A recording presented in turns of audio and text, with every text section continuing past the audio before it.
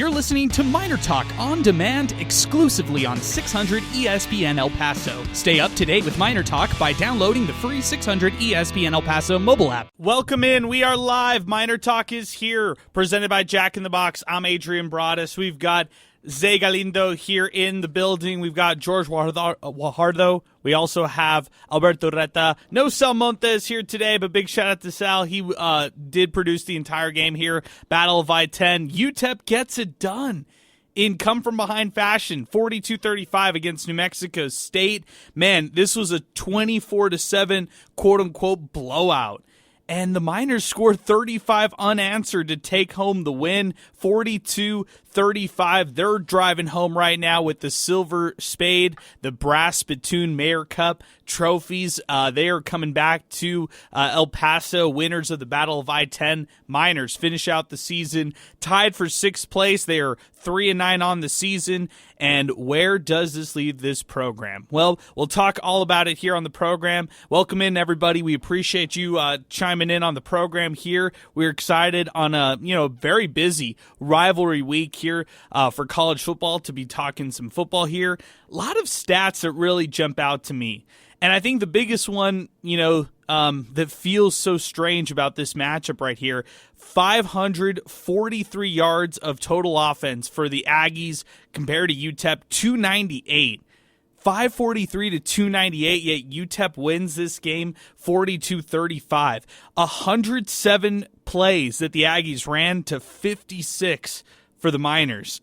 You also had 8 sacks for UTEP. That was a difference-making moment for this, this team throughout the matchup. And then on the flip side, 21 points for the Miners via defense and special teams. Just a lot to get into on this, game here on the program. 915-505-6009. That is our telephone number. 600 ESPN El Paso on Twitter and X. Zay Galindo, you were on site out at Aggie Memorial Stadium with myself. We didn't really know what to expect going into this matchup right here, and we got all sorts of craziness throughout this game here when it was all said and done. Yeah, I mean, this game was it was a crazy one, right? NMSU jumps out of that big 24-7 lead. I think every Miner is sounding the alarm. The red flags are going up. You're thinking to yourself, this is going to be a blowout, right? This is going to be reminiscent of last year when they came to the Sun Bowl, NMSU did, and won 28-7. But I mean, they fought back, and that was nice to see. They overcame a lot of adversity, and even though they were outgained by almost 300 yards. You could tell during that game that whole second half, UTEP was winning. They were winning the whole second half. Even if you want to throw in that second quarter, they just looked a lot better. They were doing winning plays. They were getting stops. Their defense was bending, but it wasn't breaking. And just overall, it was nice to see this version of a UTEP team. Offensively, the Miners struggled early on. Skylar Locklear finishes the game 12 of 26 for 177 passing yards, 1 touchdown as well. George, for me, and I think also for head coach Scotty Walden, the difference-making play was a 3rd and 10. It felt like the Miners' offense was lifeless at this point. Just another drop pass from Cam Thomas happened right before this, and then a 69-yard strike from Locklear to Cam Thomas. That really flipped a lot of the game. UTEP punched it in the very next play via a Javon Jackson rushing touchdown, and the Miners got the scoring going right there. Yeah, that really kind of took the cap off the offense, and I think finally at that point settled everybody down. We've seen Skylar Locklear make those kinds of throws. I mean, since game 1, since Nebraska, right, finding Cam Thomas in the end zone, if I remember correctly. I don't want to misquote that's that, right. But yeah, so that connection's been there all year. I think they lean on each other, and I hope that this offseason they continue to work on that and build on it. Well, the biggest thing right there is Cam Thomas hadn't played since October 22nd, and that was against La Tech in that really weird back-and-forth game against the Bulldogs where I felt like the Miners could have won that game or should have won that matchup. But Cam Thomas went out, and he hasn't really played since, but he comes back in this one. Biggest game, to close out the season here for the Miners. And he played great to close out the game. He had 4 targets, 3 drops to start out. After that, a 69-yard reception, a 13-yard reception. The other 13-yard reception was on a 3rd down play as well, by the way. And then the 93-yard punt return for a touchdown. Just fantastic effort by him. Alberto, another big difference maker. We're talking about difference makers right here. Brighton Thompson, the 2 touchdowns on defense. First off, setting the tone with a 33-yard fumble return, in the first quarter, and that was thanks to a Maurice Westmoreland big-time sack, and with Mo coming up with that huge sack right there, that was big in itself. And then later on in the game, he had a 5-yard scoop and score for a touchdown as well. That was at that point in the fourth quarter. They were just so discombobulated. I'm talking about the Aggies. Credit to the UTEP defense right there for doing all that. I'll ask you, what kind of difference in your eyes did Brighton Thompson make in this one? And then I'll ask you this as well. Head coach Tony Sanchez said post-game that they gave this game to UTEP, that the Aggies just gave it away, that they outgained them, they should have won that game, and he was also saying that they're not mature enough to close out those games. I'll play the audio here in just a little bit, but your thoughts right there on both those things. Well, definitely hats off to Brighton Thompson. Him and the rest of the defense, to me, in my eyes, carry the UTEP Miners through this game. Yeah, your offense doesn't do bad, but your defense goes out there and wins you this game via great play. Two forced fumbles taken back for a touchdown, and also an interception that's eventually fumbled back to the offense. So that's, to me, what really carried the Miners through, and credit to him, Brighton Thompson, but also Corey Chapman, who had himself an off game at the beginning, but then really made up for it as the game continued. I really liked his ability to bounce back from that miscue in that first half where he cost the Miners the first down. So to be able to come back from that, where you could have easily been benched, I really liked that. But yeah, just like Zay was saying, the Miners were violently outgained, and the only thing that kept them in here was their defense. So if they want to have a great season next year, they need to find a way to bring back key guys in this defense, like John Teicher was saying. I don't know. I think I saw it a little differently with Corey Chapman. He is a difference maker. He does make plays, but at the same time, man, he had bad penalties in this game. You talked about the one in the first quarter. Well, what about the one late in the game? It was like on a 2-point conversion. He had a roughing the passer penalty on him, so it felt like he hadn't really learned from the early penalty that he had against him as well. But nonetheless, you're right. Defense held them in this game. Defense, it sometimes did bend. It didn't break. And the third quarter shutout was probably the biggest thing to, look at right there. Hey, let's go to the phones right now. Right before we hit the phones, I do want to play this audio from head coach Tony Sanchez. This was from earlier to actually post-game today. No players were made available, by the way, after the game by New Mexico State. So Miners win at Aggie Memorial, 42-35. No players are made available afterward, per head coach Tony Sanchez. Before we get to all our full phone lines right now, let's hear from head coach Tony Sanchez post-game. No, I guess not. I guess we're not. Well, actually, wait, hold on. We might get it over here. I was trying to get the audio on my side, but not looking like we're going to get this audio over here. Let's see if we can get this playing on our side. It's just pretty interesting audio, knowing that Tony Sanchez was pretty fiery after this one. Also knowing he's an NMSU alum coaching in this game now for the first time. I've been a part of a game like that when we absolutely gave it away. It's embarrassing to lose that game. We outgained someone 543 yards at 298.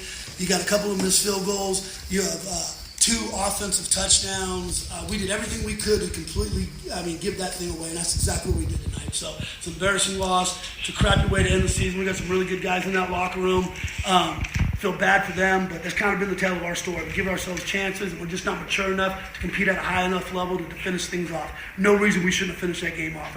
Coming out, we had an opportunity. We were up 24-7. You had 3 possessions in a row we didn't do a darn thing with. All of a sudden, they make it a tight ball game. We come out after half with the ball. You got to go down. You got to do something positive, and we don't do it. And then we find ourselves losing an embarrassing game like that.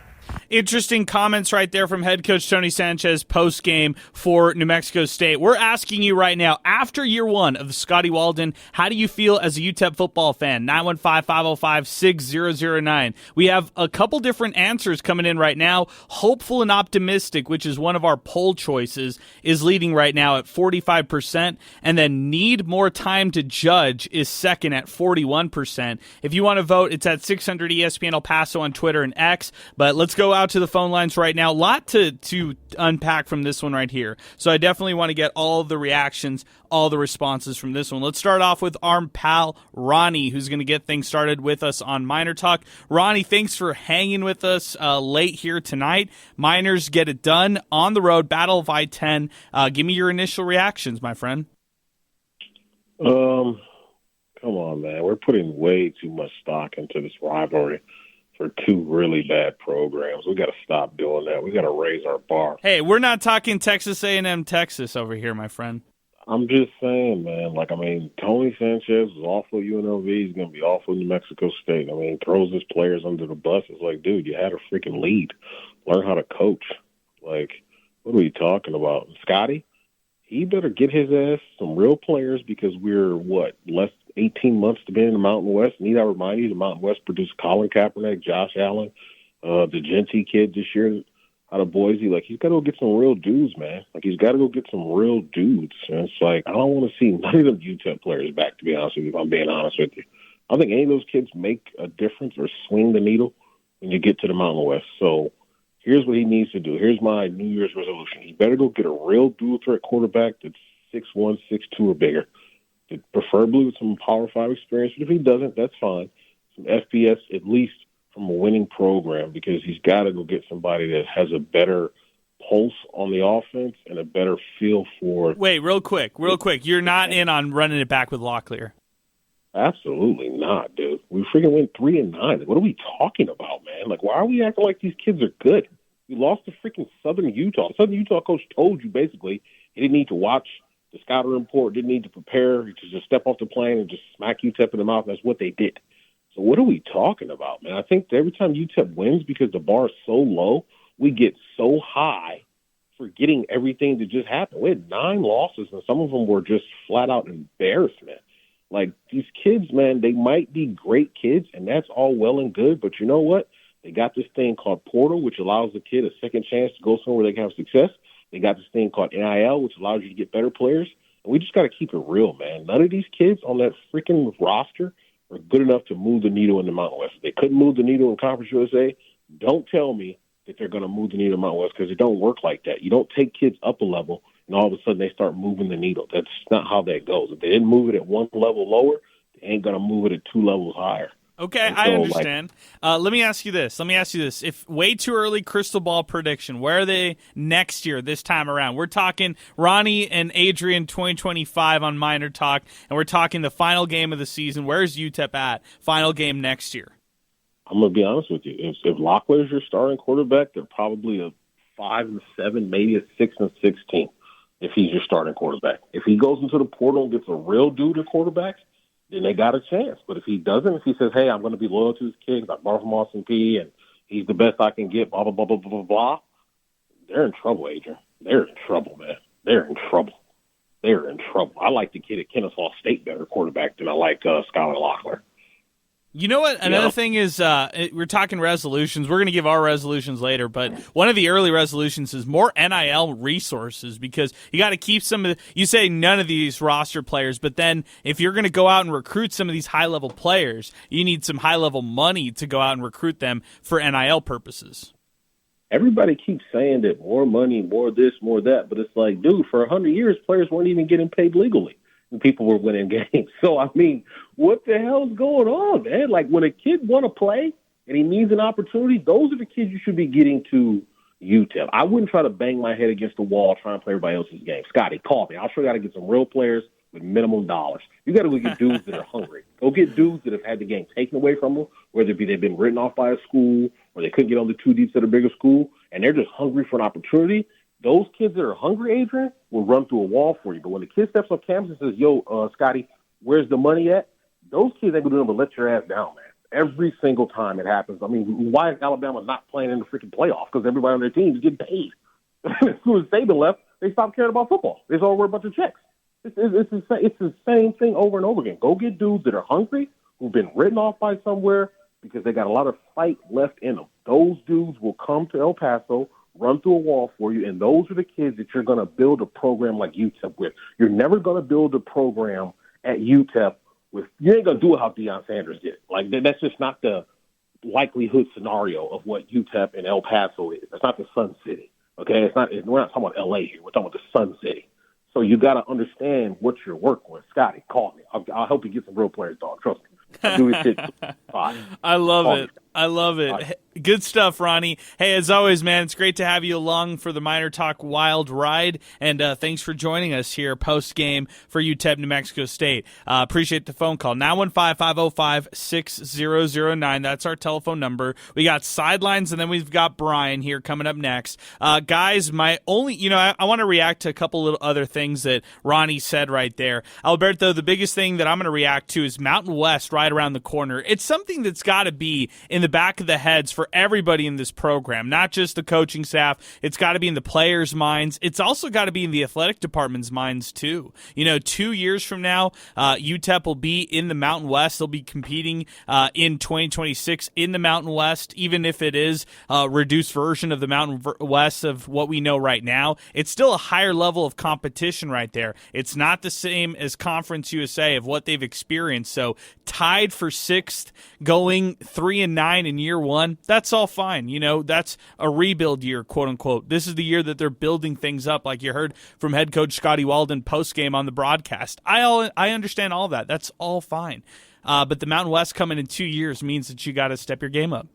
Yeah, the Mountain West is serious business, and fans have wanted it for a long time, so you don't want to just go out there and immediately get off on the wrong foot and leave a bad taste in fans' mouths. So, look, you went 2-9 this year. Yes, granted, 3 of those games are one-possession games. Yes, 3-9, yeah. Yeah, 3-9, sorry. Yes, granted, some of those games, or 3 of those games, are one-possession games. Yes, you get deep into that quarterback position, but come Mountain West, things are only going to get more difficult, and so this offseason, you do have to have some difficult conversations, and you do have to make some commitments or find people to make commitments, financial commitments to the program to help it develop, and I think that Ronnie was right. A lot of these guys, or a lot of positions, I'm not going to name anybody, a lot of positions should be evaluated because at the end of the day, you did go 3-9, and other programs with less did more, and so that's just something you have to consider. Those are just hard truths that, yes, they sting, but it doesn't help to lie to yourself. Yeah, good stuff. Zay, any reaction, any response to Ronnie's phone call? Well, I guess, I just have to go. One, the Mountain West is going to be watered down. It's not going to be nearly as good as it is now. Fair. San Diego State is a perennial powerhouse in that. Boise State, even Utah State is good sometimes. So, I don't want to hype up the Mountain West as this crazy good conference. Sure, it's a couple steps up from Conference USA, right? But, you're going to have your opportunities against teams like New Mexico. You're going to have your opportunities against teams like Nevada. You're going to have your opportunities all over the place. And, I do feel like I have to give Scotty and these guys on the team, I got to give them credit, and I just want to see how they develop some of these guys throughout the offseason, right? These freshmen, that number 1 class, some of these young transfers that are from Power 5 schools, right? We didn't see a lot of Dylan Brown-Turner from Florida State, Landon Holaby from Texas Tech, guys like that are, freshmen, but they're from Power 5 schools. So, I got to give this time before saying, hey, all of these guys on this team, don't bring them in 2 years. Same thing with Skylar Locklear. I think that he wasn't amazing this season, but he's a quarterback. He was competent at times, and if he can develop and become a real dual threat quarterback that Scotty likes, and you got to give him at least a shot at quarterback next year. Yeah, I'm going to just reel off the list of players who could return next year if they don't end up hitting the portal or don't end up leaving. Xavier Smith, these are mostly starters or guys who ended up being starters when it was all said and done.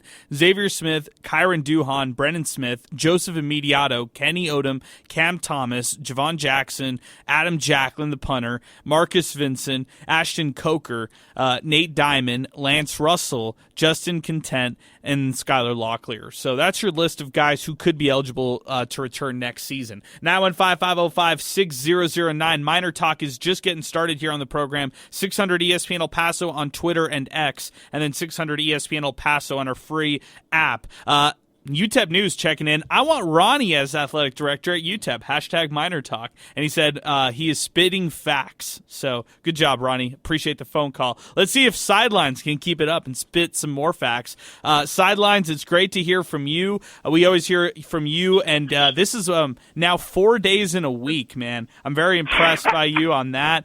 It was a very long game. So I know you were coming and traveling from San Antonio to El Paso. But you may have made this game, man. If you would have just made an extra 45-minute trip, this game lasted forever. Yeah, no, most definitely. I was like battling like service too on the way over here because the minute you pass like Fort Stockton area, Sure. it's almost like a damn near dead zone. And oh man, I can't believe I was refreshing my phone just to see the score and whatnot. But I mean, it was a sloppy win overall, but I'll take the win. But I kind of have to tail a little bit what Ronnie was saying. I mean, there is some truth. But then Zay also brings up a good point. I think it's too early to judge this class on determining whether or not they'll perform in the Mountain West, I like what I saw from some of the people on the roster this year. I think it's good to move forward with some of them, not all of them. But, I mean, still, 3 wins, still not impressive. But I don't know. They matched last year's win total, so I can't be too upset with them. And, hell, they beat NMSU on the final game of the season. So, as a diehard UTEP fan, you love to see that. But they definitely need to improve on a lot of things heading into the offseason. All right, Sidelines, let me ask you this. If you had to get us to like some New Year's resolutions for next year, get us some New Year's resolutions or maybe some New Year's wishes for UTEP football, what would be on that list? Let's have a solid secondary, man. I think during Dana's final years at UTEP, we had probably one of the top secondaries in the country and definitely in the CUSA, So, let's kind of solidify that secondary and let's find the quarterback of the future, man. This 2025 class seems promising, but I don't know how fast they'll make an impact on the field. But, hearing the likes of Chad Warner and Elijah McCoy, I think, they have a lot of potential, but I just don't know how fast they're going to act. But I think big thing going into the offseason, let's solidify the secondary and let's solidify the QB1 position too. Any negative takeaways from today? I mean, Skyler didn't have the best of game. I mean, it was kind of like I said, it was a sloppy offensive performance. You definitely want to see a little bit of improvement in that area. The offense this year just wasn't really clicking, They didn't really show signs of this, fast-paced offense that was advertised in the offseason. But they did show signs, during some games, where they had the potential to score, 40 points, like the Kennesaw State game. Granted, their defense wasn't that good, but I kind of see the vision Scotty's trying to build here, with kind of that fast speed, high tempo offense. I just don't think he has the players right now for that offense. Okay. And I mean, use the portal, use the 2025 class. We'll see what happens. Yeah, we will see what happens, man. Sidelines, you're the man. I appreciate the phone call. You hang in there, and we'll talk to you soon. All right, man? Bye, guys. All right, that's Sidelines joining us next here on the program as we continue. Follow him on Twitter at Sidelines_UTEP, SSN_UTEP, I should say. Couple tweets to get to, and then we'll get back to the phone lines, 915-505-6009. If you've been waiting to get into the program, now's the time to do it, 915-505-6009. We're asking people, how do you feel after year one of Scotty Walden here at UTEP? Miners are 3-9 on the season. What were your initial reactions, first impressions on year one of Scotty Walden and this football team? And then what's your New Year's resolution, New Year's wishes for this football squad? Give us a call. Let us know. 915-505-6009. Couple other tweets to get to. Snappy Trades says, glad to see UTEP's end a season with a win. Let's see what the offseason holds for the staff and the team. Truly hoping for a solid year 2 under Scotty Walden. Go Miners, #MinerTalk. This is coming from PickMyAxe915. Expectation going into next season is 5 wins minimum. Good way to end the season this year, although UTEP didn't play a pretty game. Defense was again the star of the show, and WeFence actually did well today. #MinerTalk. This is coming in from Pinky. He's checking in and repping from San Antonio. That's what he says. Also, he says, have been and seen very many of the NMSU UTEP rivalry games, and this ranks as one of the best, especially now. Great comeback. Lots of Miner fans at the house. Great job to all those who make this possible. John Teicher and crew are the best. #MinerTalk. This is coming in from Manny David. Nice finish to the season, especially a win over the Aggies. Looking forward to 2025. Thank you to UTEP football for another exciting season of Miner football. Thanks also to John Teicher, Cole, Adrian, Sal, and crew for all your hard work every football season. Hashtag MinerTalk. This is coming in from Tristan Pence. Great win for UTEP football today. For whatever reason, the Miners started the game flat. Credit head coach Scotty Walden for getting his team fired up and dialed in for the win. The return of Cam Thomas was huge. Congrats to the Miner seniors for ending their college careers in style. Zay, Cam Thomas, what a roller coaster, right? 3 drops to start the game off, 4 total targets, no catches, and then he bursts onto the scene and kills it for the rest of the game. Yeah, it was a up and down roller coaster performance, like you said, and that's what you're going to get out of a guy like Cam Thomas. He's only 5'7", really 5'6" in person, right? He's a smaller, muscular guy, and he's going to have those bad and frustrating drops, but he's also going to have those crazy 93-yard, punt returns for touchdowns. He's just an electric guy, and he's a redshirt junior, so he can come back next year if he chooses to, and if he does, that's another weapon added to this offense that, definitely has some potential. With Kenny Odom, if he comes back, Javon Jackson can come back, some of those mainstay guys, you have an opportunity to have a really nice offense next year. Travis Allen Fortune, the Miners went on a 35-0 run when the refs finally started calling holding penalties. The Aggies can only beat the Miners by cheating. Hashtag MinerTalk. This is Tristan Pence as well. The Miners end up finishing 6th in CUSA. All things considered, that's not bad. Consider that 3 of the Miners' losses were by a total of 14 points.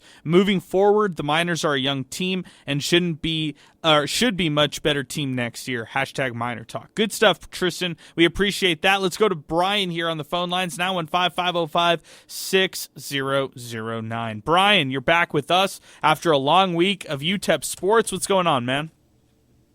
Just a lot to get to in general. UTEP did get the win, but it was in very ugly fashion. And, yeah, there's a lot I want to get to. First with Tony Sanchez. This guy can't be making these kind of comments because he is literally a proven loser at the FBS level. Look at his time at UNLV, for example. Well, with Walden, we only went 3-9. We're building a future for this program. With MSU, I doubt they barely have a future with Tony Sanchez as their head coach. But back to what I was saying about the game. We started out slow, but then we came back and we got the win. That's all that matters. We come home with the trophy, and we get to see a funny celebration in the locker room that's been going viral on Instagram. But another thing I want to get to is something that Ronnie brought up with the transfer portal. I'm not entirely sold on Locklear just yet because, well, he's small and his inconsistencies are very apparent. But one example I want to bring up is up north, where I'm at right now in Huntsville, Texas. They got a really good quarterback in Hunter Watson from the JUCO ranks, and he lit up throughout the season. Now Sam Houston is one of the best teams in USA. So that leads me to wonder if UTEP can get a good JUCO quarterback in the transfer portal this offseason. And one final thing I want to bring up are the what-ifs. What if Bus Flaviano didn't miss the field goal against Southern Utah? What if we have air play calling against La Tech and Middle Tennessee? Or better yet, what if we beat Colorado State or Liberty? Those are just a bunch of what-ifs going into the offseason on how this season could have ended. But yeah, that's all I got. Thanks for having me. Not bad. Good job, Brian. Good phone call here tonight. What ifs? The what ifs for you guys. George, do you like those what ifs? I do. They're valid. Who was it? The previous caller brought up. Okay, so he talked about 2 of them in particular, the Southern Utah, La Tech, Middle Tennessee games. Those all feel like they could have been wins for the Miners, and I think those are the 3 that Tristan Penn said combined for 14 points altogether. Right, and that's what I have here. If UTEP had any semblance of a consistent offense, they scored 20 points per game this season. If they had any semblance of a consistent offense, I could see us being 5-7 and maybe playing, in one of those last bottom of the barrel bowl games. No one's going 5-7 going. It's happened, but that was 6-6 year. We're good on those. 6-6, but it's possible, I guess, to walk away with the what ifs. The La Tech game I think is definitely winnable. Southern Utah for sure. Middle Tennessee. That one's tougher, but just as easily you could say we could lose every one of the wins that we've had this year. This one was sloppy. It could be flipped. I hear what you're saying. So, it's valid. I do think that we need to build a much better, a much more consistent offense to be able to hammer these wins home. Okay. Zay, your thoughts? Yeah, I learned from a young age, being a UTEP fan, you can't live in the what-if world, right? There's so many UTEP what-ifs. There's just no point. You're just going to drain yourself. They won this game. Obviously, hey, yeah, they should have won 3 other games, but they lost. That's how it goes, and we're here now. They're 3-9. You got momentum going into the offseason. You take what you can get. Yeah, I get you on that completely. 915-505-6009, our telephone number to get into the program. 600 ESPN El Paso on Twitter and X, and 600 ESPNElPaso.com. Adrian at Enemy Win 3 tweets into the program. Scotty had a good first year with 3 wins in year 1. Next year gets 6, and fans will be happy.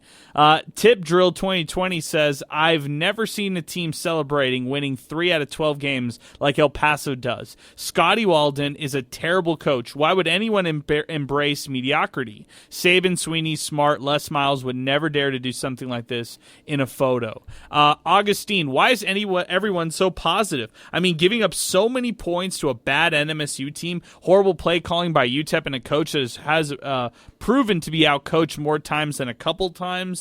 And this what ifs are not valid. What ifs did not happen when it was all said and done. Interesting takes right there, and it's a series of almost like the swinging the other way and almost having the hate on that side. I'll say this, as far as, this game not meaning anything to these teams, well, in the stat sheet and the record books and all that kind of stuff, I can understand somebody saying that. I can say that for both these teams, they don't have a lot to play for at this point of the season. However, no one can try to downplay how much the Battle of I-10 means to both sides. I mean, it was chippy on both sides. When NMSU was up, the fans were great. The cowbells were going. Fans were just going at each other. We were sitting, actually, where I was in the press box. I saw these group of fans just kind of going at it. One fan had to be removed at some point, but it just tells you, I mean, this rivalry week was awesome. I'm happy that it was pushed all the way till Thanksgiving weekend right here, as it should be. Like, this is how it should be. This game meant a lot for both sides. Does it mean a lot in the grand scheme of things? No.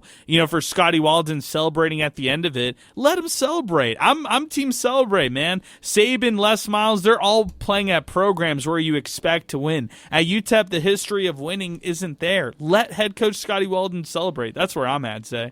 Yeah, oh my gosh. I feel like sometimes people just don't like fun, right? Some people just don't want to enjoy it. It's a rivalry win on the road. So if you lose, then everybody says you lost to New Mexico State. What's that? And if New Mexico State wins, they celebrate almost just as hard, right? They're having fun with their fans. They're celebrating after a win. I mean, this means a lot. This is a rivalry game. People, are seemingly forgetting that, and it was a fun game. It was a hard-fought game that they wanted to win, right?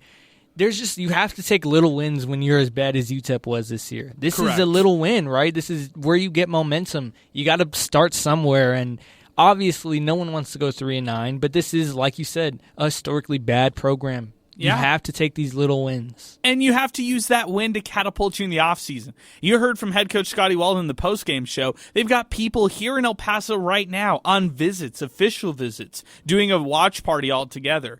You need that, Alberto, you need that watch party to be popping with a win. Not everybody is saying, all right, hey, let's turn this off and let's talk about how good this program could be in the future.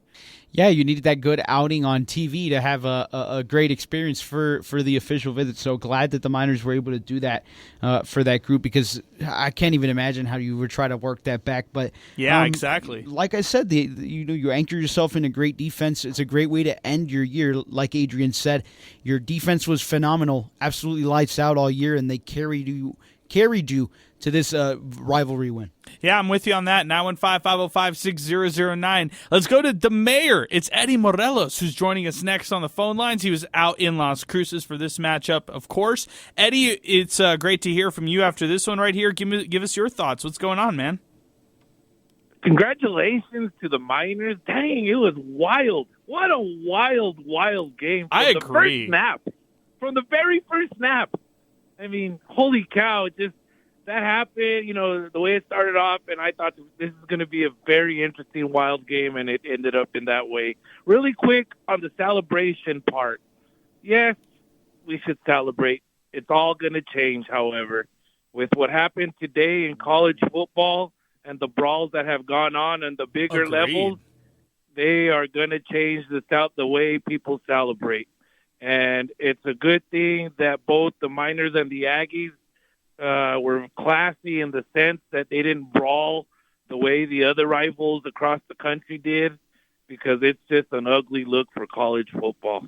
Yeah, However, I'd say this. This one, I'm just real quick to jump in there, Eddie. This one was it was fiery on both sides. I don't want this to feel like it was just a pillow fight on both ends for UTEP and New Mexico State. I thought it was fiery at points. Like Tony Sanchez was running up and down the field early in that game, trying to pump up the crowd and trying to gain the momentum and energy. Then at one point, Scotty Walden's like cheering on the student section and stuff. Like it meant a lot. Like these two sides were very fiery in their both ways. Just like you said, Adrian, these two teams, most people would see it in the point that they had nothing to play for, but they had a lot to play for, and it showed on the field.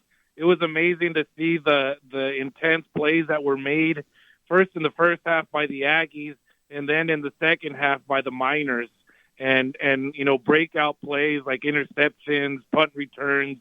I was mind blown as I was calling out numbers throughout the game, Adrian.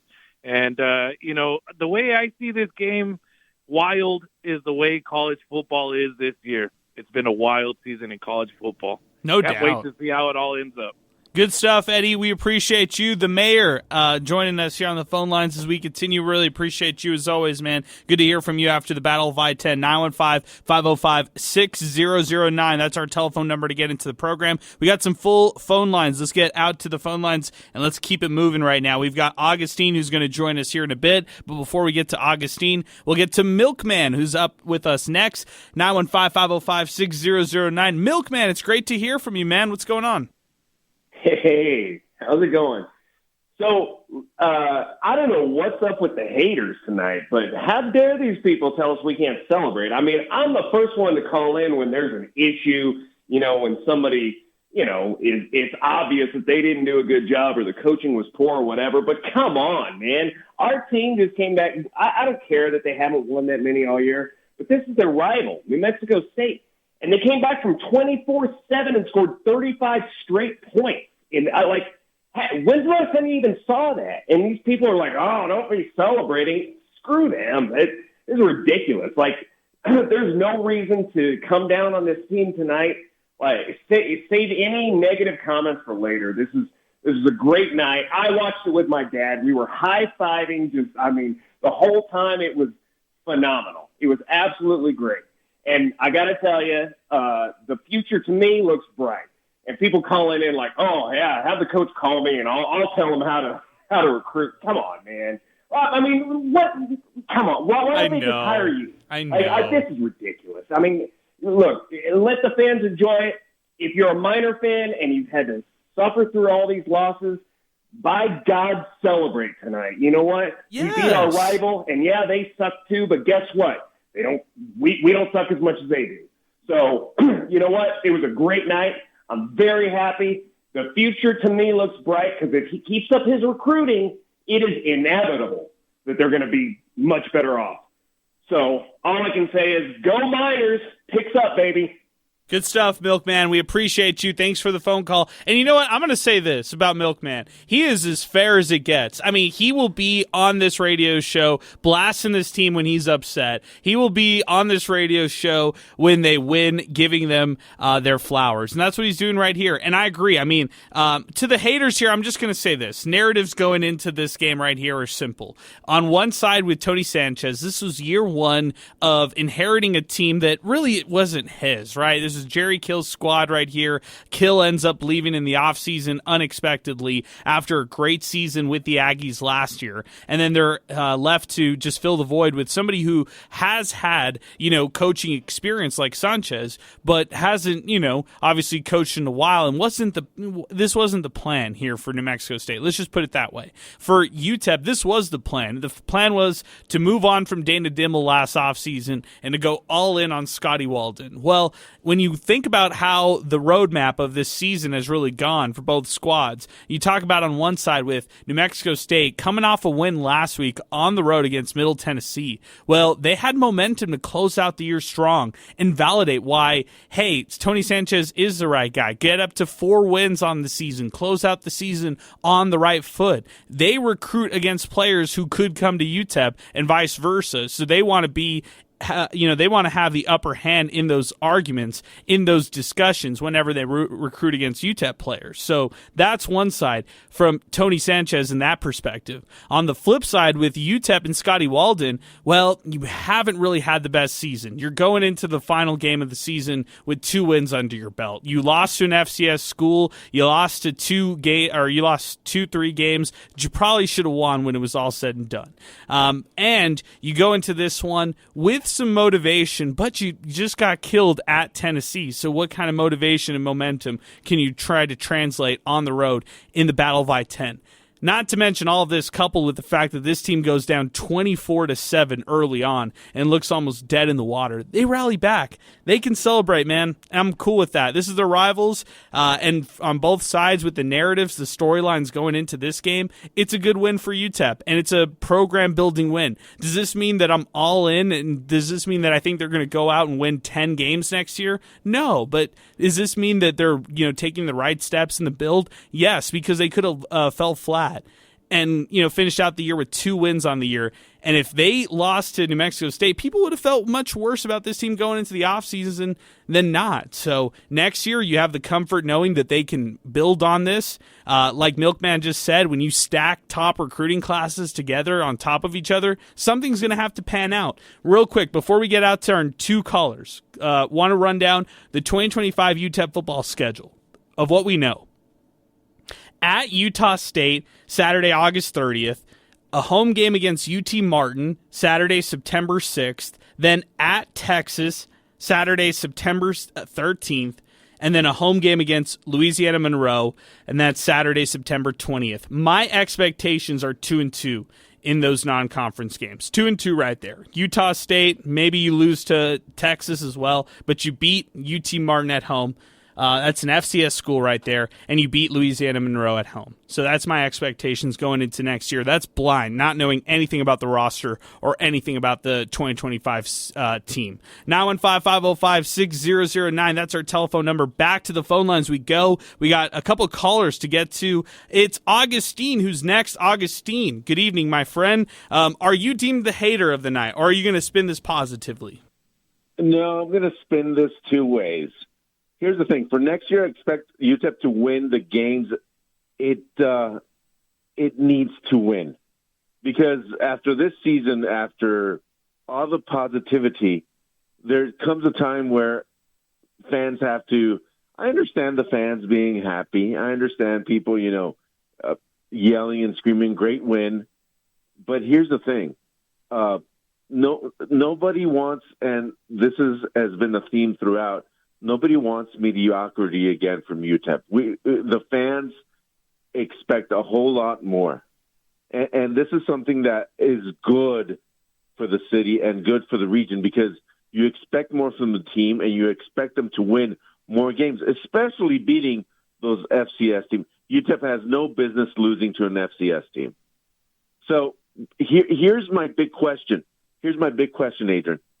What can we do? What can the people do around the city, around the region, around everywhere to have at least some of these games that Van Wagner can put on TV on Channel 7 and Channel 9 and Channel 4? Just like I was flipping through the channels and it was Grambling. What interest do we have in Grambling playing on TV? And what would it take to have UTEP be on the airwaves, at least locally? Yeah, it's a good question. I mean, at least, you'd want the Battle of I-10. I'll say this. It was accessible on ESPN Plus, which is inaccessible to some, right? So I would hope for in the future of this rivalry series, accessibility across the board. And that's a lot of different issues. I'll blame just Conference USA for a second. CUSA has a TV deal with ESPN and CBS Sports Network. They would get their preferred games of the week on those channels right there, and then the rest of the games would be on ESPN Plus. In the past, it was on CUSA TV, which was horrible, and then maybe some of the featured games were on Stadium TV or like Facebook TV, whatever, those kind of crazy alternate streaming channels. But nonetheless, UTEP in this one really didn't have a lot of control over that. What will it take for the future? I mean, the future is interesting, right, Augustine? Because these 2 teams won't play each other together contractually after next season. Next season's a guaranteed game in Conference USA. Then a little bit of uncertainty comes starting the season of 2026 with UTEP. You look at their future schedules in 2026. They play at Oklahoma, they play Texas Southern, and then at Michigan State. The only open week they could potentially have is San Jose State is playing UTEP Saturday, September 26th. Well, that will now be a conference game. So maybe that frees up a week for the Miners in 2026 when they can play the Aggies for the Battle of I-10. The next year, a similar situation. They play San Jose. They had a home-and-home scheduled in 26 and 27. So the same thing could work theoretically for that. In 28, they actually had a game against Utah State set for Saturday, September 9th. I'd expect 3 straight years of rescheduling those games, knowing those are now conference games, and the Miners filling those with 1 week at least being the Battle of I-10. But at the same time, the Aggies have a lot of the pre-built schedules already done. So it's got to work for them. It's got to make sense for them as well. And for both these fan bases, it should make sense. It's a Battle of I-10,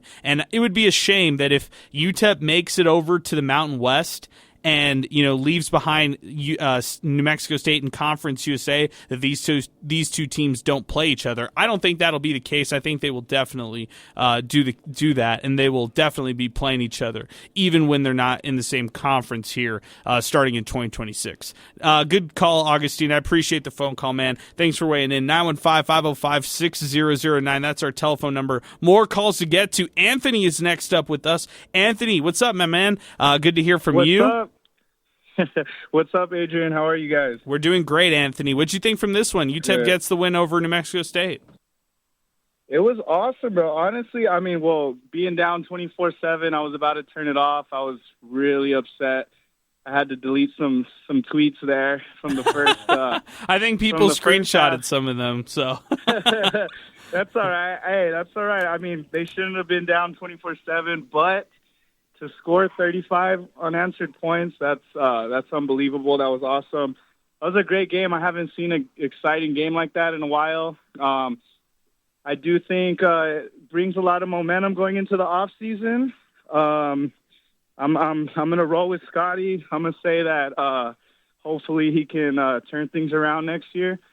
If they would have lost this game, that would have been real bad, real bad. I like a lot of things that Ronnie said. I did want to say one thing, though. I do think that there are some really talented players on this team, some young guys that I really hope come back. One on the offensive side, Kenny Odom, of course, and then Kyron Duhan. Yes. I think he is going to be an amazing player. I hope both of them stick around. And then I wanted to point out an interesting fact that you tweeted, Adrian, I thought was crazy, was the Thompson, the 2 touchdowns on defense. That was the first time a defensive player from UTEP scored 2 touchdowns since Quentin Demps, is what you said? Yes, in 2007. Coincidentally enough, in the Battle of I-10 as well. How about that? Wow, that's crazy. And then I was going to ask, I'm sure you know, the punt return by Cam Thomas, was that the first punt return since Marcus Bellin did it against Boise State? Was that our first punt return for a touchdown? I think that's right. And 93 yards, by the way, ties a school program. So I think that's right. The last time somebody actually took it to the house from UTEP as a punt returner. I believe that's correct. But regardless, 93-yard punt return for a touchdown does tie a school record for UTEP and Cam Thomas. So when they told him in the broadcast, he was like, I was just 1 yard off, man. He was all bummed about it. Imagine. He would have set a program record right there with a 94-yard punt return for a touchdown. That's crazy. Well, I think there was a lot of bright spots in this game, a lot of bright spots on the roster. And, I'm hoping for the best. I do think that Scotty needs to go out and get a quarterback. It's funny that Ronnie said the Kennesaw State quarterback, he would prefer that guy over Skyler, because I was thinking the same thing. I think we just need somebody a little bit more taller for Scotty's offense, someone who can see over the line a little bit better. And but I have a feeling Skylar is Scotty's guy. So I have a feeling that's who he's going to roll with next year, but we'll see. Okay, Anthony, I appreciate you, my man. It's always great to hear from you. Yes, sir. All right, man. Anthony joining us here on Miner Talk as we continue. 915-505-6009. All right, guys, let's do it. Let's pick 3 players each that you want back for next year. I'm putting everybody on the spot here because there's a lot of guys who are eligible. I'll run down the list, and you can write down your 3 based off my list that I run down. And if you think of any others, there's obviously a lot of other players. I'm really only going to name starters or guys who could be eligible to come back, who've played significant minutes for the Miners here this season and who are eligible to return next season, okay? Xavier Smith, that's the safety for the Miners. Defensive lineman Kyron Duhan. Offensive lineman who played center in back-to-back games, Brendan Smith. Joseph Immediato, who plays on the offensive line. Wide receiver Kenny Odom, who had, a great season. Miner back Cam Thomas, who could be a senior next year. Also, who could be a senior next year. Javon Jackson, running back for the Miners. Adam Jacklin, punter for the Miners. Tight end Marcus Vinson, who could be a senior next year. Ashton Coker, who started, I believe, 4 games for the Miners on the D-line, alongside Kyron Duhan, by the way. A killer on that D-line. Nate Diamond, who could be a senior next year. Lance Russell, who could be a senior next year. Justin Content. And then Skylar Locklear, who would be a redshirt junior, by the way, for everybody taking note. Hey, also, quarterback eligible to return next year could be Cade McConnell as well. Just want to throw that out there. He could return for his final season of eligibility as well here for the Miners when it's all said and done. And, we'll see what ends up happening there. But those are kind of the initial ones. J.P. Pickles, Shea Smith, both redshirted this year. They'll return next year as redshirt freshmen. Alberto, I'll swing it to you first. Of those right there, if I could give you only 3, and I gave you, let me just throw out there, funny money of $20,000 to give to all 3 of these players to return with NIL resources, who are the 3 you're selecting? That's a great question. So I kind of wrote some down, and unfortunately, you can only keep 3. I'd go Cam Thomas, Kenny Odom, and I wanted Nate Diamond and Duhan, but I'm gonna have to stick with just Duhan. Okay, and then I'd give them each like $6,000. I like it. Up. All right, split it all up. Zay, where are you going? I think that's a pretty good 1, 2, 3 right there by Alberto. I think that's chalk. Yeah, my 3 were also there, but I guess I'll change it up. I think Kyron Duhan. Yeah, and I just want to throw a wild card in there. I don't know who. I'd say, give me Ashton Coker. Yeah, Ashton Coker's great. He had his ups, right? As a interior defensive lineman. First off, we can't take Kyron Duhan for granted. Like, not every true freshman is going to have as dominant as a season as he had, and Ashton Coker had his ups. So give me that on the defensive line, and then I guess Kenny Odom. I wanted to say Cam Thomas, but Kenny Odom made a lot of plays, and they both battled through adversity this game. Both of them. Kenny Odom and Cam Thomas had their struggles early on, and they both really, really made up for it down the stretch. Yeah, credit Alberto, George, because I think he nailed it with the 1, 2, 3. Would you switch it with anybody else? I think I'm going to go chalk with Duhan. Definitely have to bring him back. I went with Odom and Cade McConnell as my other 2 players. I like it. I love Cade. Not done with Cade. Yeah, I'm not done with him. I love him. I think he's an excellent pocket passer, has great presence, and has the arm, I think, to get it done. And Kenny Odom, you saw what he could do with the big plays, the screens, the deep balls. He's definitely a playmaker for this offense, so those are my 3. When it was all said and done on the season, I think it's time to talk the Kyron Duhan conversation, because what a season, my friends. He was a true freshman. This man played all 12 games for the Miners. He finished with 43 total tackles on the season, 7 sacks. He finishes this game with 2 sacks. Zay, when it's all said and done, I can't wait to see when it's all said and done. But when it's all said and done, he could be number 2 in CUSA for total sacks on the season, only behind to Maurice Westmoreland, who had 2 sacks today. He's led the Miners all season long. He was tied for first in CUSA going into today's matchup right now, and then he finishes the season on his side, Mo Westmoreland, with 7.5 sacks on the year. Yeah, Kyron Duhan, man. I mean, that is a name, and you got to throw everything you can to keep him, because you know those big time schools will come sniffing around, especially when they see a true freshman, that is second on his team in sacks and possibly second in the conference, right? He all but locked up Conference USA Freshman of the Year. In my opinion, I know there's a lot of politics with those awards, but I mean, how do you deny this guy Freshman of the Year with the season that he's had, the way he closed it out? I mean, it was just incredible. It was so fun to see a true freshman like that just dominate. He, getting to watch him at field level, you just see how good he is, right? There's hardly any offensive lineman in Conference USA that can really match up with him one-on-one. And, you and I were talking earlier, it's not like he's exceptionally athletic, maybe like fundamentally sound. Like, he's just good. He just has a feel for the game, and you can see it, and it translates to the box score. I heard earlier today, it's a great stat as well, and thanks to Drew Bonnie, big shout out to him, stats and information with UTEP.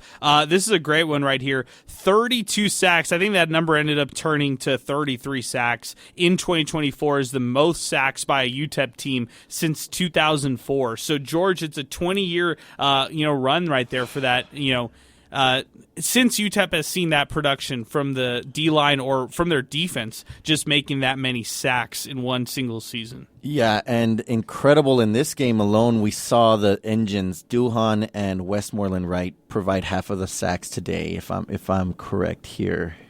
Do we have the sack numbers today? Was it 8? They had 7 sacks. 7, okay, so more than half came from Duhan and Westmoreland, and I mean, pretty great. They've led the way. I mean, and we'll have to say goodbye to Westmoreland this year, but hopefully we have Duhan. He sticks around for a few more years here, and I can't wait to see what that's going to end up being.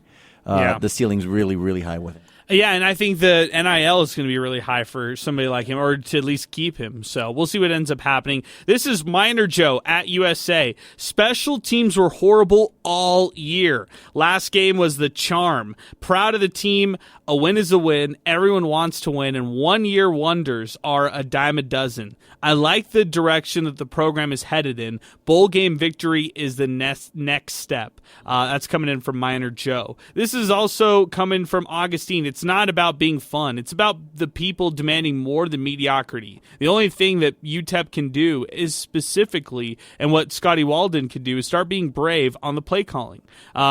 And then Augustine follows it up saying, deleting tweets is cowardly, Anthony. That's pretty funny. I like it. This is that was from Augustine right there. Good stuff, Augustine. 915-505-6009. That's our telephone number. 600 ESPN El Paso on Twitter and X, and 600 ESPNElPaso.com. If you want to weigh in with some late thoughts here on the program. Guys, let's ping around. We'll go New Year's resolutions first for UTEP football in 2025. My New Year's resolution, I'll start it off in 2025. I hope UTEP, in special teams specifically, is ready to move on, is ready to have the tough conversation. Let's start it there. Have the tough conversation and move on from both their punter and kicker in the offseason. And I think that's, I've felt a certain way about both those guys all season long. I've tried to be fair about it, on both sides. I don't think it's pretty, it's not hard to really judge this one right here or tell what's going on in there. They just need, to upgrade that. Let's just put it that way. They just need to upgrade it. Jacqueline had a good day today. Redshirt freshman. He's eligible to return next year as a sophomore. Redshirt sophomore, I should say. And then you look on the other side of the football right there. Montano, who's like one of the best kickers in CUSA, who nailed a 59-yarder, missed back-to-back. They threw in a different kicker because the broadcast apparently said that Montano got injured at some point. So Zilmer comes in. He missed it. And then Montano made it from 23 yards, just a chip-in shot. But disastrous special teams day for New Mexico State here as they missed 3 straight. There were some bad moments for UTEP in special teams tonight, no doubt about it. There were some penalties that were just absolutely frustrating as hell. The roughing the kicker penalty, then there was a 12 men on the field after a timeout that was ridiculous. There was a lot of really bad stuff on special teams, and I think that's something, if I had to pick a New Year's resolution for next year, that's where I'm going to start off, when we're talking this right here. So, Alberto, I'll swing it to you. 2025 New Year's resolutions for UTEP football.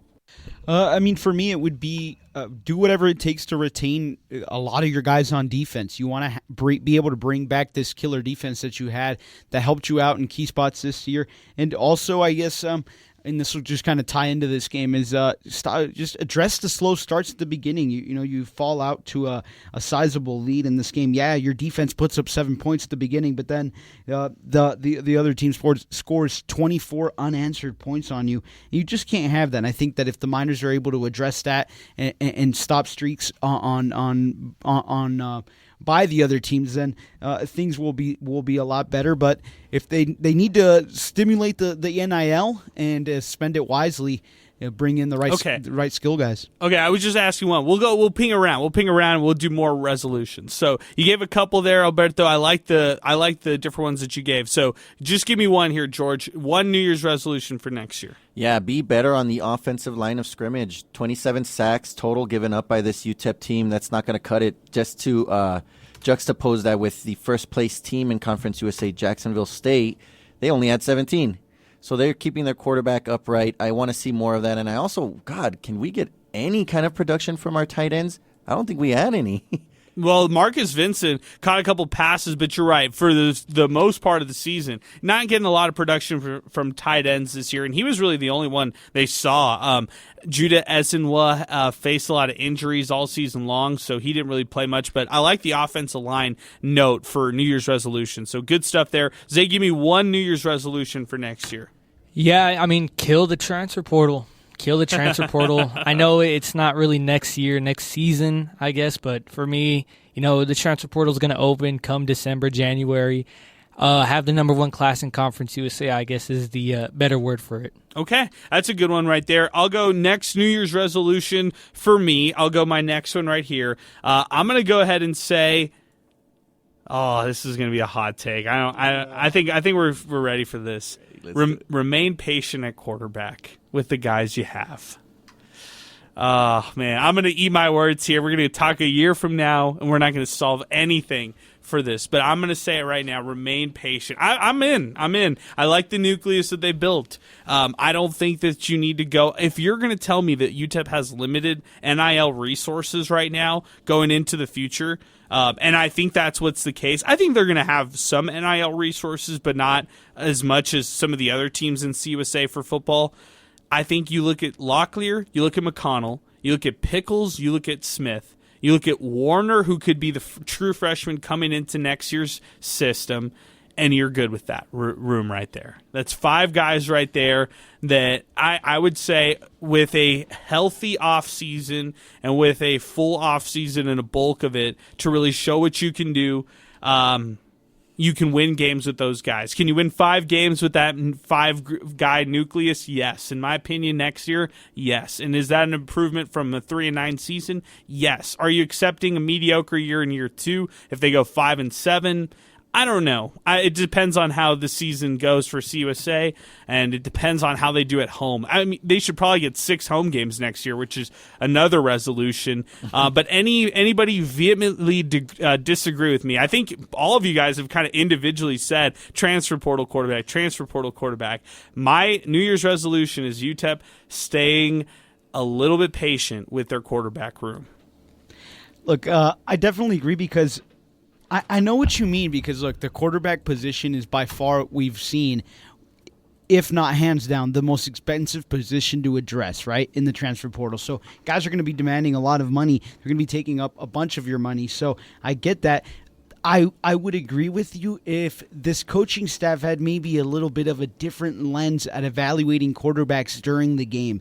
You could make a serious argument that the way that the Miners started, well, you could have put in a different quarterback and opted for a spark there. The thing is, well, you kind of worked yourself into a corner, but with red shirts and such, but that's what I would like. Well, if you're going to keep the quarterbacks you have, well, keep them on a tight leash. When things aren't working, you got to give another guy a shot.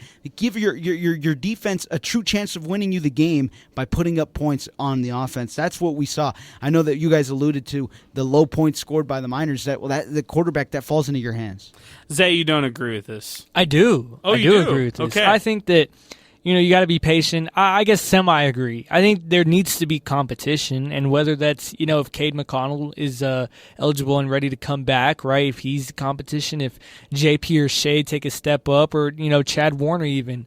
Or, hopefully maybe they go out and get a JUCO guy, somebody that is hungry. Like Ronnie said, a hungry quarterback that is willing to fight for his position. And, they don't just give it to Skylar. I think he had a really strong ending to the season. He had his ups and downs, right? It wasn't an amazing game from him, but it was above average from what we've seen. And, I just hope that they bring competition, right? Okay. Real competition, and make Skylar work for it. And, if he doesn't work for it, then you have a new starting quarterback, right? I feel like that's valid. I think that's a good way of looking at it, too. So maybe your resolution isn't don't stay patient, but keep it an open competition. Maybe roll with the guys you have. Don't do something crazy in the portal, but just try to see what you have. George, do you see this differently? I think maybe our listeners see this differently, and they're the ones who want a transfer portal quarterback. I'm not sure. Yeah, I do. Look, let me throw out these numbers for Skylar Locklear at the end of the year here.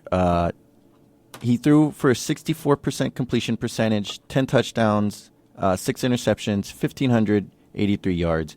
That's just not good enough at this level. I know people are concerned about his size. That doesn't bother me. It's the decision making. It's the, not even go through one read and take off running. It's the sacks. It's just the lack of command of the offense. And he doesn't seem like a leader to me offensively. It's where I feel Cade is. But I do want to sprinkle in some points that Zay and Alberto said. There is some validity to staying patient because of the reality of the NIL and the transfer portal and being at UTEP and what that means. I think you gotta really open up the competition, and you can't just give the job to whoever they think is the best. It's got to be open, and it's got to be the best player who has the best offseason here. Okay, 1,400 passing yards for Skylar Locklear in year one. Okay, I'll give you the exact number. 1,406 passing yards through. He played in this season. Let me make sure this is right. 3, 6, 9, 10. So he played in 10 of the 12 games this season for the Miners as the quarterback here in on the season. He had 1,406 passing yards. He had 9 touchdown passes to 6 interceptions. 14 sacks, by the way, in year one. Okay, let's compare it to Gavin Hardison's year one. Okay, I'm going to count the 2020 season as year one for Gavin Hardison. 7 games, okay? Only 7 games because of the pandemic shortened season, and throws for more, 1,419 passing yards. 5 touchdowns to 5 interceptions right there. As far as his sacks, he was not sacked at all that season. Credit to that offensive front for the Miners that year, but 5 touchdowns to 5 interceptions, year one, for UTEP as Gavin Hardison for that season. Anything jump out to you there, Zay? Not much. I mean, Skylar, like I said, he had his ups and downs, right? You really hold on to that Kennesaw State game, for me at least. That was his best moment. He jumped up, right? He became a leader, right? He became that guy that when they faced adversity, he was able to face it and overcome it. And that's what you want to see. You take that little bright spot and you run with it. You really do run with it. So, I mean, yeah, he didn't have a great season. Those were really good stats. But at the same time, UTEP didn't have a great season either, right? You have to take what you can get. And I feel like he really ended off the year nicely. And he showed his potential. Now, can he reach that potential? That's the big question now. Yeah, that's a good point, too. Can you reach that potential that you have with all the hype set on you? So, good point right there. Let's keep it moving. Let's talk about this one right here, New Year's wishes. You could couple this with resolution if you got some more resolutions, but let's talk about wishes for next year. Alberto, give me one wish that you've got for next season. A kicker that's automatic from 50+. Man. Or 45. Look, Montaño was 45. he looked pretty automatic, and then he missed back-to-back. That was what was crazy. I thought he was going to nail every kick that came his way. I thought every time they were crossing the 50, he was going to nail a field goal. So he was scary. Even if, they didn't have a guy who automatically made them, like what you're saying, to have the comfort to know that you could lean on your kicker in those situations, I think that's a good wish right there. George, let me go to you for a next wish? Let's go for you on wish for 2025 for UTEP football. Yeah, for me, it's an explosive and efficient running game. The running game was one of the least troublesome areas, I think, of our offense. It was pretty consistent all year. Just a little bit, maybe not as consistent as I'm leading on, but pretty solid. Just a little bit. It came along, right? It came along. Just not quite as explosive as we wanted, and not quite as efficient. I don't have the numbers right now in front of me, but I can tell you, I'm pretty sure it's probably within the low 4s or high 3s of yards per carry, right? So, yeah, I want a better running game, a more efficient and more explosive running game. You know, I like their run plays on first down today, whereas I never really liked them in all season long in other games. But today on first downs, running the ball, they were getting it done. Javon Jackson had a nice day today when it was all said and done in this matchup right here. What did he finish out? He had a nice one when it was all said and done. 18 carries, 79 rushing yards, 2 touchdowns, averages about 4.4 yards per carry. So for Javon Jackson, he got it done today on the run game. As far as on the season, though, like you're mentioning there, George, they did average 120 rushing yards a game. That's not as high as it could be. Opponents rushed for 177 against the Miners. And then on the season, 1,587 total rushing yards going into today's matchup, and today they didn't put up a ton of rushing yards, so they're going to finish out the season right around I don't know, maybe like right around when it's all said and done, like 1,800 when it's all said and done, or like right around 1,500, I should say. Excuse me on that one. 1,500 rushing yards on the season for UTEP, right around there when it's all said and done. But I digress, and I'll say the run game, in my opinion, needs to be much better next year than what we saw this year. This year, I think it came along when it was all said and done. Going into today, UTEP was 103 in the country for rushing offense. That needs to improve next year in a tremendous way. And I'm going to go this one for my next wish. Scoring offense. UTEP needs to have a better scoring offense next year. And, I liked what you said earlier, George. It felt like there was a lot of inconsistencies in scoring this year. Last week they get blanked against Tennessee. I get it. It's the top 10 team in the country. Team is going to go in the college football playoff when it's all said and done. But at least put some points up. I didn't like some of the home totals that we saw early on in the season. But as it finished up, putting up 40-plus against Kennesaw State. That was impressive. Putting up 42 today, second highest on the season against New Mexico State. That was a step in the right direction. So I want to see specifically scoring offense improve next year, and not just settle for the field goals, but to actually get some touchdowns out of it. Zay, where are you going? Next wish for UTEP football in 2025? Yeah, I'll go better backers. Or I guess, go out there and recruit some backers. You're going to lose Maurice Westmoreland. You're going to lose Dorian Hopkins. Those are two really, really big and important, linebackers in your crew, and you're going to lose a couple more as well. So it's going to be down to Nate Diamond. Stren Schufelt, he had a really, really nice year. Yes. He was a true freshman. He'll hopefully, develop and get it even better. But I want to see them go after another Dorian Hopkins type of guy. One of those grad transfers that, has proven himself at the Division I level, because I think they're going to need that. So just go out there and just go get, I guess, more. My wish is go get more proven Division I guys out of the portal. Okay, I like it. And those guys that you reeled off were just really impressive. I just really, really liked, Dorian Hopkins, what he provided this year. The Tulsa transfer came out a really productive season, a really strong year when it was all said and done. So good stuff right there. Dorian Hopkins, one of the guys I think who's going to be, maybe a hopeful to try to make a pro roster as like maybe some of the other pro leagues, like the alternate pro leagues, because this guy can really play some football. He can really tackle. At the highest levels. And like you heard from head coach Scotty Walden, he played this game a little bit injured. So credit to Dorian Hopkins. He has a lot of toughness to him. That's definitely what he's bringing on the season. 915-505-6009 as we wind it up and we wind down the show. We're giving out some last wishes here on the program. Guys, if you got any last ones, you guys can just feel free to jump in with some final thoughts here. A couple other quotes posts to get to. Gerald Hitter, a play here and there in a few games, and the Miners have 5 or 6 wins this season. Considering this is a total rebuild of a downtrodden program. I'm all in. Get real, El Paso.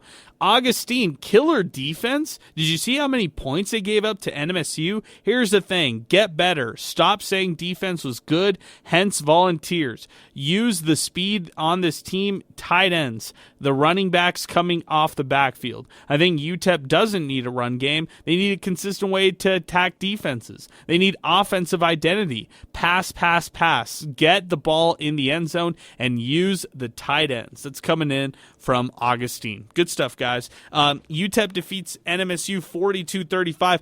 Zay, a couple other final storylines, including this was the battle of Adidas versus Under Armour, right? Yeah, Adidas versus Under Armour. That's valid, right? The UTEP is 3-9. I mean, they were 2-9 coming into this game. NMSU was 3-8, and that's what I feel Adidas and Under Armour are. They're consistent 3-8, 2-9 teams, and every once in a while you'll have a win from Adidas, and every once in a while you have a win from Under Armour. But I mean, you guys know how I feel about this. I'm a Nike guy all the way, but at least it's not Under Armour. You know, I really just don't like Under Armour at all. Yeah, and the pecking order for me, Under Armour is definitely in the last on that list. That's for sure. Locomotive Miner with a great point. Has a D-line player ever had 2 touchdowns in one game at UTEP? Quentin Demps was a DB, and it seems easier for a defensive back than a D lineman. Good point, man. A scoop and score for 2 touchdowns. Also for your final game, Zay, who had the better final game, Trent Thompson or Brighton Thompson? Trent Thompson with the touchdown in the New Mexico Bowl, the PUBG New Mexico Bowl, or Brighton Thompson with the 2 touchdowns against NMSU in a rivalry game? Look, Trent Thompson, his name is like forever engraved into UTEP fans' head simply because of that play. And not even UTEP fans. I mean, I'll be scrolling on TikTok and I'll see this play at least once every 6 months. So, I mean, it's got to be Brighton, though. 2 touchdowns as a defensive lineman, that's every defensive lineman's dream. Like, that is literally Kyron Duhan, anybody, name anybody, Nick Bosa in the NFL, he wakes up every day dreaming that he can only have 1 defensive touchdown. I mean, for a guy to have 2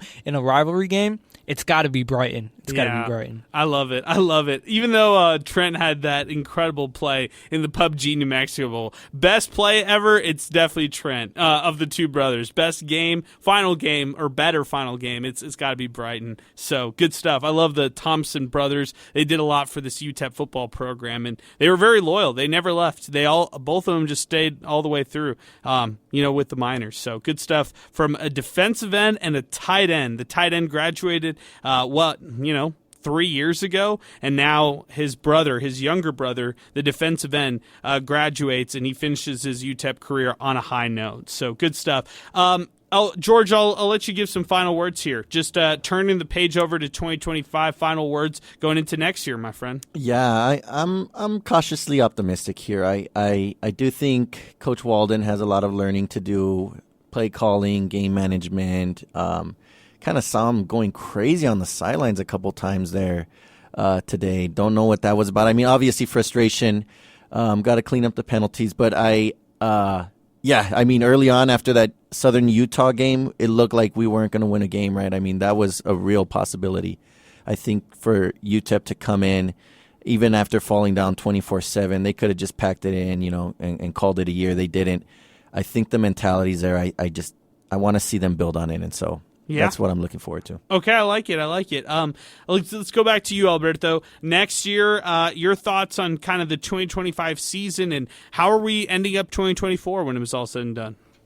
Well, I think if you take an honest look at this year and you consider that Scotty Walden's in his first year at this level, and I think that all things considered, things could have gone 100 times worse. And I hope that moving into next year, the coaching staff kind of goes back and looks at those one possession games that they weren't able to convert, and they rewatch the games and evaluate when did that game slip away from us, what happened there. And so that's what I want for this offseason. And in 2025, it's still a transition year into Mountain West, so I don't know really what to expect. I just hope that they can beat Liberty. That's one of the things that I really would love before we leave Conference USA is to leave Conference USA with having beat Liberty at least once in football after what they did last year. Yeah, I don't think UTEP Liberty are ever going to play each other. Just to your point, after UTEP's out of CUSA, so I like the wish when it's all said and done. But good stuff, Alberto. Guys, as we wind it up on the year, there's a lot of postseason takeaways that we'll have. So we're going to do a lot of stuff on our website, 600ESPNElPaso.com. Big shout out to Jack in the Box all season long. Jack in the Box brought you Miner Talk, I should say, here on the program. They've got 15 locations in El Paso and Las Cruces. It's the perfect place to go before and after every game. That's Jack in the Box. Open 365, 24/7. Breakfast, lunch, dinner, a late night snack. You are looking for it. It's all at Jack in the Box. So big shout out to them. Big shout out to you guys. Big shout out to Alberto Ureta. Big shout out to Sal Montes, George Guardardo. Really appreciate you, George, joining us here for the first year on Miner Talk. Appreciate you, Zay, as always. Zay, some final thoughts going into next year. Your final thoughts going into next season. Yeah, I'll leave it off with this, right? The last Miner Talk of, football season, and bittersweet, had a really, really fun season, but next year, I don't want to say it, but I'll say it. It's not bowl or bust, but it's almost there, right? You want to make a bowl. Make a bowl. Get 6 wins, right? I'm not shooting for the stars here. I'm shooting for something that's realistic, for something that can happen, and, for something that I think most other fans are expecting as well. It's still CUSA at the end of the day, right? Still CUSA. The door is open. Yeah, I'm with you. Hey, I appreciate everybody here on the program. For Alberto, for George, for Zay, I'm Adrian. We're signing off here tonight. We'll be back in action as UTEP basketball continues for Miner Talk. But for football, we're signing off and saying so long. Thanks for listening to Miner Talk all season long. Brought to you by Jack in the Box and brought to you by our great friends at the Oscar Arieta All-State Agency, the District Pub and Kitchen West, New Start Homes, Classic Elegance Coaches, Wind Supply El Paso, and we'll be back in action next week. For everybody here at 600 ESPN El Paso, we're signing off and saying thank you for listening to Miner Talk here on 600 ESPN El Paso.